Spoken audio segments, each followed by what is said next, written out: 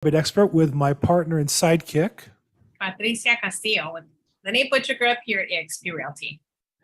And we are, this is our home buyer seminar we do every Wednesday at 5 p.m. Pacific time, 8 p.m. Eastern time. We get together and talk about helping you get your first house or helping you move up into a new house. But it's a home buying seminar. We're here to help people buy houses. You can't really buy a house for the most part, most people can't, without some financing. Somebody who can help you lend you some of the money that you don't have, or maybe you have but don't want to use to get a better deal. And so today we're lucky to have Mike Mina from Augusta Financial. Hey, Mike, how you doing? I am excellent. How are you, Bill? I'm great. Now I see behind you about 6 basketballs. Is that how many do you have there? There's quite a few. We're still waiting on cases for a couple of others because I just got this little addiction going lately. When you don't even say the number, you know you're in denial about the addiction. Just FYI. As a former addict, I'm just telling you, I know that. I recognize that disease. And I think you told us you're in Santa Clarita, correct? Yes, I am. So tell us, where'd you grow up and how'd you get into real estate? Grew up in San Fernando Valley. Basically, how did I get into real estate? I did this, 32 years ago, so I can't really remember, but I finished college and was trying to find something I wanted to do. I saw all these people with great cars. They used to come into the liquor store I worked in. So I said, you know what, this might be a great thing to do, lending or real estate. And I thought I didn't want to work the weekends, but now that I'm married, I don't mind working the weekends. So, it's one of those things. So I got into the business back 32 years ago, and it's kind of stuck for a little while now. Wow, good for you. I'm similar. I'm a little before you actually, but same kind of story. So San Fernando Valley and lender. And so tell me a little bit about Augusta Financial. So I opened that up in 1995. It's just a mortgage banker. We fund all of our loans here. We did about 1.2 billion in financed loans last year. Wow. My team did about a third of that, maybe a little more than a third of it last year. So we're out there hustling. I've got 5 people on my team that are licensed loan officers aside from myself. And then, I've got a few assistants going on there. And, I've got probably 35, 40 loan officers that work for the company now. Wow. How exciting you built that. Well, congratulations. Yeah. So tell us about the there's a lot of different lenders, and we have had people on here from hard money and private lenders through conventional lenders and government focused lenders. What would you say is your product mix, and what would you say is if you had to pick one type of product that you do most of? Product mix is A to Z. I mean, basically, there's nothing out there that we don't do. Someone called me today about a commercial loan, and it's not something that we want to do. We'll send them to a community bank or a local bank before we would want to do that. But if it's a fallout from a bank, we're going to jump all over that. So everything from a first-time buyer to the guy who's buying the $5 or $6 million house. We do VA, we do FHA, we do conventional. We do all of that really, really, really well. But we'll also do the bank statement loans, the hard money loans. And I think our niche is a bridge loan, and a bridge loan will allow people to go from, house A to house B without necessarily selling house A, or at least be able to make that non-contingent offer on house B before they sell their house A. So I think that's what Patricia called me excited about and wanted to talk about a little bit on the show today. So go a little detail. So somebody owns a house, presumably they have equity, and they're going to borrow against that equity on that house and use that to make their offer stronger on the next house or make it a cash offer on the next house. Is that the game plan? Yeah, correct. Like the client I talked to today, he was buying a house for $625,000. He had, house was worth like probably 400, or his house that he was selling, he owed 200 and he was going to get about 200 out of. We're able to extract about $130,000 now. So he could put his 20% down on that 625 purchase. And then he would qualify for both houses, the old house and the new one. In this situation, if he qualifies for both, and this client did, he would then be able to buy that new one, no problem. If he doesn't qualify for the new property, then we have other ways of getting them to qualify for that loan. Generally speaking, 9 out of 10 will qualify for both properties or find a way to qualify for those if that's what they need to do. But yeah, now he can make that non-contingent offer look a little bit stronger when he puts that offer in. And a lot of times they look at a contingent offer as someone who's got their house sold, 17 days have been released on the contingencies, and they still won't accept the offer because you still have to close escrow on that. And what happens if the buyer dies or loses a job or something like that? So we're just trying to, a lot of times my clients don't even use the bridge loan. They just get to take out financing from us, and that works out well too. Okay. So Does the seller or the borrower then have to sell the property? Are they able to lease the property and rent it? Is that part of the lending? Is it's owner occupied on the current resident, so they can't lease it and they have to list it? How does it work on the current Well, residents? so again, if they qualify for both properties, that property is going to get, put a bridge loan on. We'll put a 6-month or 11-month bridge loan on that property. There's no qualification on the departing residence. All the qualification is going to be on the purchase residence. So as long as they qualify for the purchase, they're going to qualify for the departing. But let's say, for instance, they do not qualify for the purchase. So these people make 130 grand and they can't qualify for both mortgages. So now what we'll do is we have to get a little bit more funky.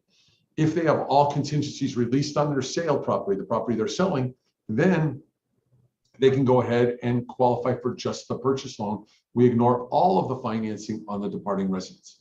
If that doesn't work, we take it to the next level and say, okay, now you have to rent the property. Well, we can't do an 11-month loan on a rental. Sure. So we generally do a 5-year mortgage and they can make it a rental. So if they make it a rental, close escrow on the purchase, then it's up to them. Do they want to sell it or do they want to keep it? And then that's just kind of where we go from there. This is becoming more of a issue, and I think for real estate agents looking for ways to generate business, and for buyers who've been struggling in the past year to compete, finding some creative ways to make these deals work are now available because of maybe a little bit less demand. And it's important for us to sharpen our pencils to figure out how to do these things, because I just had a client recently who he was confident he was going to sell his property. He bought a property. He got a loan through some company that borrowed the equity, made an all cash offer. And now he's looking at the tax consequences and saying, well, I'd really like to lease this property. We got the wrong loan set up on this one. So he didn't plan ahead, and he's ended up spending, I don't know, $15,000, $20,000 in closing costs to refinance if he wants to do that, or he's going to pay a lot of taxes he should have to pay otherwise. So, failing to plan is planning to fail. And I think these are the kinds of opportunities that we want to run through with professionals before we make these important decisions. Right. One of the other niches, and I call it my mini bridge loan, which I think is really important, is we're seeing a lot of with the gas prices and the oil prices and the food prices and all the other things that have gone up so much. People have a lot more debt than they've had ever before. Yeah. Or not ever before, but in recent history, let's put it that way. And so they're running up to us and they're saying, oh yeah, we've got, I've got maybe 6 or 8 or 10 grand in credit card debt. And we pull the credit report, we're going, no, you got 32, 44, 28, whatever that is. And now their credit scores have taken a hit. So those scores have gone from 740 normally, where their credit history is perfect and smooth, down to 660 or 680. Well, that's affecting their loan rate on the purchase also. So they could go ahead and sell that property. And even if they sold that property, their credit score is not going to be up until they purchase until after they close escrow, pay the bills off, and they've already closed on their purchase. So we're giving what we call a mini bridge loan. It's usually 30 or 40 grand to them to get their credit score up the day that they list with an agent like Patricia. And then once they do that, then all of a sudden they're golden. We got their score up to 740. They list the property. They sell the property. By the time we close escrow, their credit score is already 740 or higher. And they're like, oh my God, this is so fantastic. I save 0.5% in rate or whatever it may be versus a 660 or 680 credit score. Yeah, And I this think that's, oh, sorry, Bill. Right. I was just going to say, I think that was one of the reasons why I wanted to have you on the call too, because I haven't met a lender that's really offering that type of service yet. And a lot of homeowners are essentially going to sell, and then they are buyers as well. So a lot of people that I've talked to in the past, they have a lot of credit card debt, like you said, maybe 20, 30,000. And although they're making their payments on time, and there's that misconception that I'm making all my payments on time, so my credit score must be pretty good. And once they have their credit pulled, then they realize they have a lower FICO than what they originally thought. And there's a little bit of a shock there because they're not in the 800 range as they thought they were. They might be in the high 6s, but the fact is that when you have so much debt saddled under your credit, your score isn't going to be as high as you would like it to be, irrespective of the fact that you're making your payments on time. Right. And you just think about gas alone. And, if I've got my wife and 2 kids that are under my contract, basically my money that we spend every month. And I filled my tank up today, and I know my wife fills up at least once a week. And you start adding that up, and now we're spending, $500 a week in gas, where we were spending $200, $250 a week in gas. So add that up, you're $2,000 a month versus $1,000 a month. And then you say, well, if I'm a W-2 employee, it's $1,500 in income earned every month. So now what else am I going to do except put it on a credit card and leave it on that credit card because I'm making my 80 or 90 or $100,000 a year? I have no choice right now until gas prices come back down. Well, you could sell some of those basketballs and helmets behind you, maybe. Well, I'm not in that situation right now, but we're okay. So, but no, I Okay. mean, you know, we can I know your wife goes right there when there's a financial issue. I know that. I've been married long enough myself to know. She doesn't complain about that, so that's okay. She's having a good time this week. So, yeah, but you know, we got to be concerned with that, and people don't see what their daily outlay is, and that doesn't include. You know, I went to a restaurant the other day, and the salmon on the thing was usually $26. Now it's $40. You know, like, oh my God, it's a 40% increase or something like that. Mhm. It's So amazing how that's everything's gone up, and I think it affects everybody. And you know, that's the challenge of our market right now. On one hand, on the other hand, you know, I know people who've changed jobs and doubled their income. I know a young couple who they both changed jobs and both doubled their income in a year, and are smart with their money, and as a result, they're making a fortune. So I think there's two sides to that coin, and on one hand, it's challenging and scary, and on the other hand, it's opportunity. And if you're smart with your money and you earn money, this is the market of your lifetime. I think you know, it doesn't seem. Well, let me ask you, Mike. You're in an area where there's traditionally been more building than where I live. I live in West LA, but Tadeusz is in Downey, where there's not much room to build either for infill. Is there still building in Santa Clarita or more outlying than where you're at? And how the new homes, how's that faring? They're building, but they're building slowly. And then you look at the builders and you talk to the builders, and we're involved in a couple of apartment buildings we're building right now. And so overcosts are 20%, 15, 18, 20% that you're seeing. Right.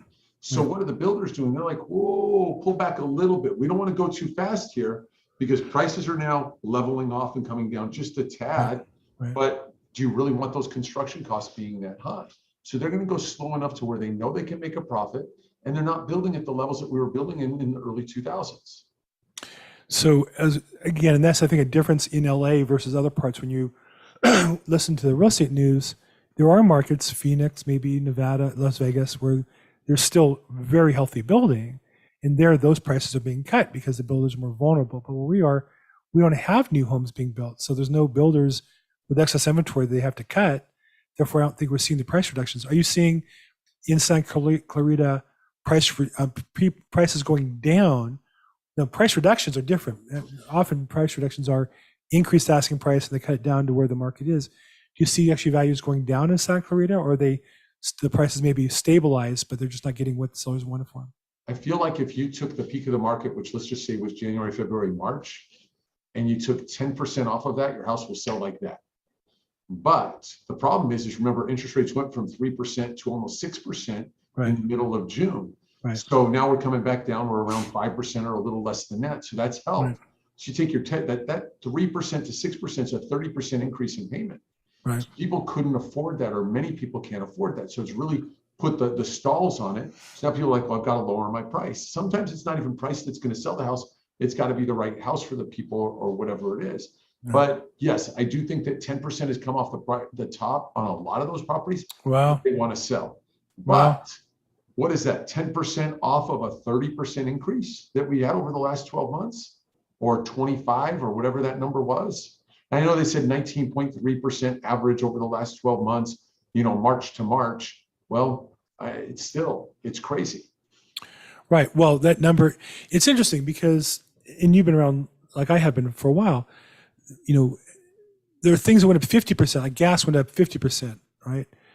Houses can't go up that fast because even though there are a lot of cash buyers, not all the buyers are cash, and the appraisal kind of puts a brake on the increase in values. And that's why there's so much pent up demand, because even after things stalled out, the housing prices still didn't adjust as much as, say, the price of gas or the price of wheat or the price of paper.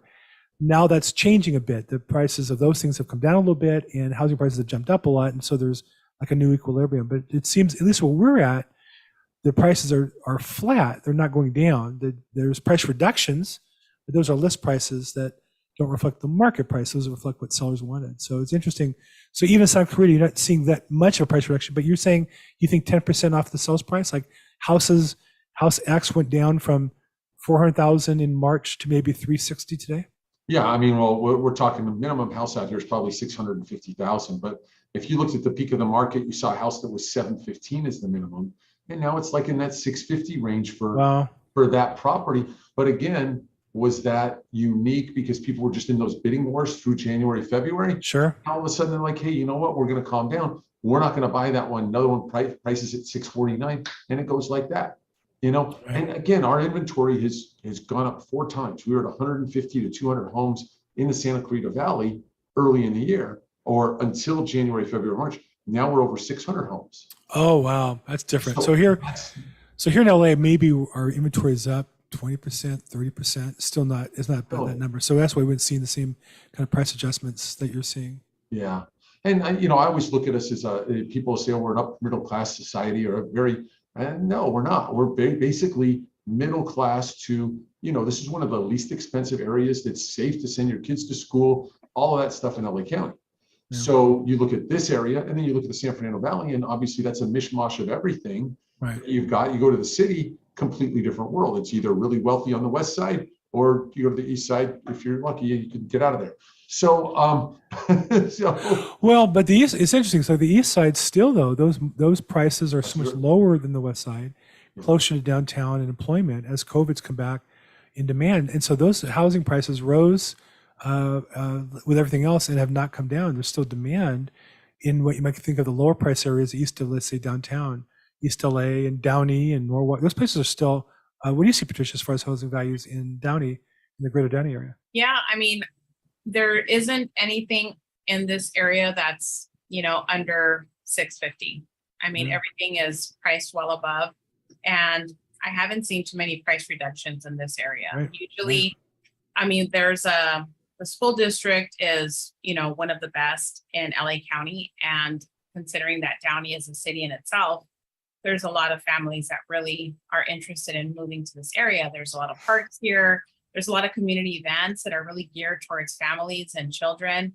And so it's really a city that's contained in itself. I mean, we have banks, parks, recreation, schools, shopping, churches, restaurants. I mean, anything, Pilates, anything that you need, it's pretty much in this area.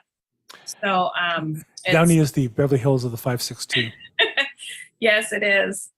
And, a couple of years ago, there were some new condos. There were town style homes that are tri-level that were built on a main street here on Paramount Boulevard. And they were selling within, the 600 to 700 range. And this is for a townhome.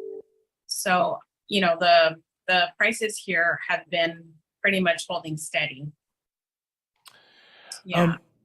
Mike, what happened today? It looks like prices, the interest rates, which had been inching down from over 6 down to 5.75, 5.5, 5.25. I think it was 5.05 on Friday or Monday, jumped up to 5.5%.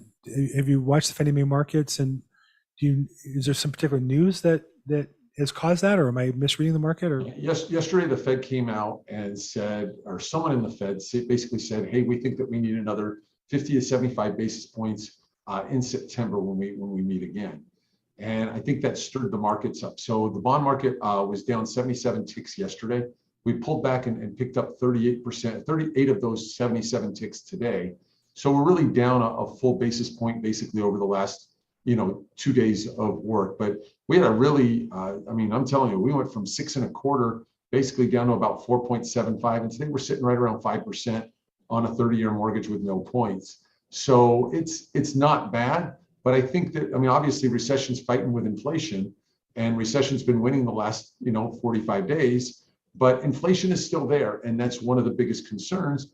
And if inflation holds on, we might be in for a battle. My biggest fear, and it's still there, is that inflation takes us to 8%.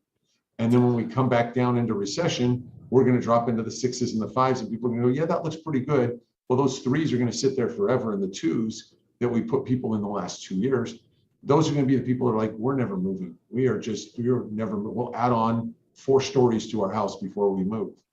And that's I think you're right. I also think we'll start seeing a big increase in subject twos. I think you'll find that industry ramps up. There's products out there now where people service subject twos. There's products where people insure lender calls, doing sale on subject twos. And so basically that industry is waiting to burst once they get some clarity on where the market is. But I see already fits and starts in that business coming to us. One of the big issues, that as a real estate agent that we have and we struggle with buyers is we'll tell them, we'll refer them to a lender. And of course they go online and, if there's one place where the market's really dishonest, the industry news is mortgage rates. And it's funny. I don't think you necessarily watch my YouTubes, but I've a couple of times caught, let's say, a news article saying, rates went over 5%, and there's a lending tree with rates in 3.75. And I say, one thing I know is you're never going to get 3.75 today from anybody. It just seems like there's like a liar's poker game amongst lenders. You've been around for a long time, so you must honor your commitments. You can't get away with that and stay in business. What's happening in the market? What do you see happening on commitments being honored, not being honored? How would you describe that process? Well, let's put it this way. There's a bit of desperation going on out there. I get a call every day now from clients going, "Oh my God, I'm getting calls from lenders when you pull my credit report." And we use a fake phone number for a person's credit report, but if they have the information. Every bank in the world that was an online lender that was getting all these refinances is now calling our clients on a daily basis. Okay, turn on light. Okay, and then so what's happening is they're desperate that way. So they're calling and trying to give the lowest rate, thinking that volume is going to make up for the lost revenue they have. So we were at a seminar about a week ago, and it was all the mortgage bankers. And like I said, we did 1.2 billion last year, 100 million a month basically, and we're down to, I think last month was by far our worst month, which was about 35 million is all we did in business, which is normal. You got rid of that refi market, and now you're back to this. There were some lenders that were doing our volume that are down to $3 and $4 million a month in business. Yeah. Why are you even in business? So what they're doing is they're trying to drop the rate to create the revenue, but there's not enough revenue to do that. There's not enough business out there to do that because the refis were just this surge, and right. Companies were laying off thousands or hundreds or whatever, depending on the size of that company. There's just not going to be enough volume in this industry with the players that are in it. So we've seen quite a few banks go under, but this is their desperation play when they put those numbers there and then they try to do the bait and switch and, oh, by the way, yeah, we locked your rate in, but we're going out of business. Sorry, we're done today. And that's it. So we've been here for 26, 27 years. Yeah. We're not going anywhere. We are based on real estate business, purchase money business, and the refi stuff I always say is the gravy on top. When I coach real estate agents, I always tell them, as far as working with a lender, you got to get your buyer pre-approved with your lender, with a great lender who's going to be your teammate. And you tell the customer, look, if you want to shop, the time to shop is when we're pre-approved. And you have to shop actual loan options to actual loan options, not fantasy. And if you can get them to do that, the lender I work with is competitive. And what I find is it also gives the lender the time to earn the respect of the customer, because there's a lot of work involved typically to get pre-approved. But just to shop for a loan before you shop for the house is just such a tremendous waste of time. And I know why on-site websites encourage that, is they just want the clicks and they just want to sell the advertising. But it's just such a dishonest play to the customers. How do you must work with realtors, or have in the past worked with realtors, and your agents do now. How do you coach real estate agents on how they should set you up to be successful? Well, I think the number one thing is you've got a guy who's going to be available 24/7. You go to a bank or you go to an online lender, you don't know if you're ever going to get the same people. Right. The other thing is in this area and in San Fernando Valley and other areas, once you talk to me, you're going to know that I know what I'm talking about. Or you talk to some lenders and they don't have no clue whatsoever. You ask to cross qualify them. I'll talk to a lender and they'll be like, okay, we got this. This is a piece of cake. This guy knows what he's doing. He's got it all down. He knows what the debt ratio is. And there's brand new people in the business that don't know that. And the fact that you're going to have our name on it and my ability to pick up a phone all the time is going to be an advantage to you in getting that offer accepted, because you want to get that offer accepted. And then we're not going to bait and switch anybody, because we need to be in business tomorrow. And you look at our Yelp reviews, we might have 1 or 2 out of 500 that are bad, and they're usually crazy people. So no offense to you two out there. No. So you have 500 Yelp reviews. That's cool. I don't know how many it is, but it just, it's a lot through the years. Nice. Yeah. One of the things that Mike said when I first met you was, I always answer my phone. And I've called him a few times and I'm waiting for it to go to voicemail, and he always picks up. Yeah. So, I mean, that's something that's, also very valuable because these days, a lot of real estate agents, loan officers, they're just working off of text messaging. And that's not really an effective way all the time, to communicate. I mean, it's something that you really need to have a conversation about. Well, and I think that we get too much, or people get too much into the texting and the emails. And, if you're just going to text and email, you lose the sale out of it. You lose the fact that you're not going to get all the knowledge that you need out of those clients. And I miss sitting down with my clients one-on-one in front of me. Nobody wants to sit with me anymore. They don't want to sit down and talk anymore. It used to be a realtor would pick you up at your house and drive you around to the 7 stops. And I'd go, okay, we'll meet you at the first stop, then we'll meet you at the second stop, then we'll meet you at the third stop. The game's changed a little bit, and I get it, but I like the old way a lot better. Maybe I'll just fade out with all the other old guys. I like that one-on-one. Let's touch, let's feel. What's your family like? Oh, I see little Susie and Johnny, and that's great stuff. Tell me a little bit about you. I think that's your advantage. I mean, I know that's your advantage too. I've been around a long time. I've gone in and out of different markets. I was in the Inland Empire, moved to LA. Now I'm doing some more business back in the Inland Empire. And what fascinates me is the people who were successful 30 years ago are the ones who are still doing business today. Why? Because the business is more and more about relationships. And it's great to have technology, and most people have all that. But it's at the end of the day, the differentiator is relationship. And I think it's really, really important. That's why I'm glad when Patricia mentioned you to have you on and get a chance to chat with you and introduce you to our group and our team, and to hopefully people watch this on social media and such. Any last questions, Patricia? I appreciate we've got a little long. We're kind of at the witching hour here for us. Any last questions, Patricia, you want to ask Mike while we're here? No, I was just looking at my Facebook. I don't see any questions right now, but I think we've had a pretty robust call and covered a lot of different areas on financing. Yeah, I really appreciate the time. Maybe Mike, you and I can chat sometime about what you do for team building and how we can maybe work together. We have monthly events in Diamond Bar for real estate agents. Love to have a lender. If you have some of your team out that way, perhaps to participate or something, and let's stay in touch in the future, okay? That sounds like fun, Bill. I'd love to do that. And I travel anywhere to meet new people and get to learn a little bit about business. I love it. Fantastic. Well, look, thanks so much, Mike, for being on the call today. And Thank you, Mike. And Patricia, thank you for being with us today. And Bill, thank you for being with us. Well, you're welcome, Bill. It's been a long day, folks. I still got a bunch of stuff to do. So this is our home buying seminar. We do it every Wednesday, 5 p.m. Pacific, 8 p.m. Eastern time. We stream it on Facebook and YouTube and our social media. Reach out to us if we can help you during the week. Questions or problems on home buying or real estate in general. Patricia, how would somebody contact you if they want to reach you?